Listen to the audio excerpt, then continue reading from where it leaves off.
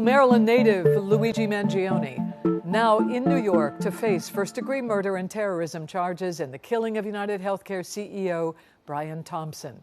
WJZ has also learned Mangione, the 2016 valedictorian of Baltimore's prestigious Gilman School, will also face 4 federal charges in what his attorney has blasted as prosecutors piling on her client.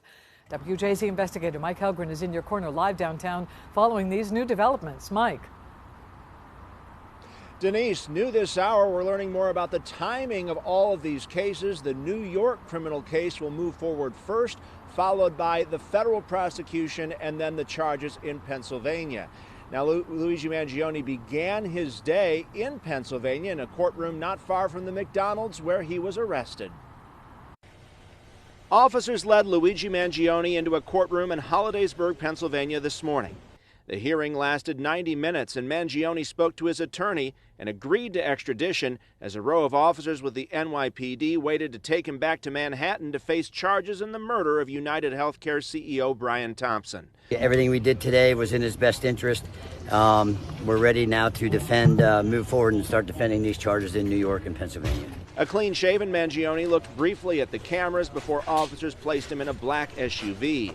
A caravan of police vehicles then took him to the airport, where you can see Mangione being escorted onto a plane headed for New York. When he got there, Mangione was escorted to court by numerous heavily armed officers. We allege the defendant in that case brazenly shot Mr. Thompson twice in Midtown Manhattan.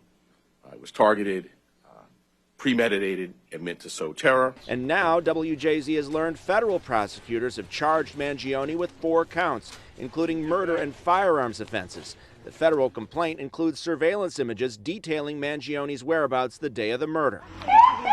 Outside court today, protesters held up signs criticizing the healthcare system. I don't support what happened, but some action should be taken. Mangione's New York-based attorney, former prosecutor Karen Friedman Agnifilo, accused the government of overcharging the case. We're going to respectfully decline to make any comment at this time, but Mr. Mangione appreciates everyone's support. Mangione is part of a prominent Baltimore family who owns nursing homes, country clubs, and a radio station. In the months before the shooting, Mangione disappeared from family and friends. He did speak to a British-based journalist. He did allude to his frustrations with the U.S. healthcare system. There was a brief exchange we had where he compared, he said that the U.S. healthcare system was really expensive. Last month, Mangione's mother alerted San Francisco police her son was missing, who then recognized him after the shooting and told authorities days before he was captured. Did the NYPD take this tip seriously? What action did they take once they got this tip? So there's a lot of open questions. Mangione has a preliminary hearing set for January 18th. If convicted, he faces the possibility of life in prison without parole. We're live in your corner in Baltimore. Mike Helgren, WJZ. All right, thank you very much, Mike. Well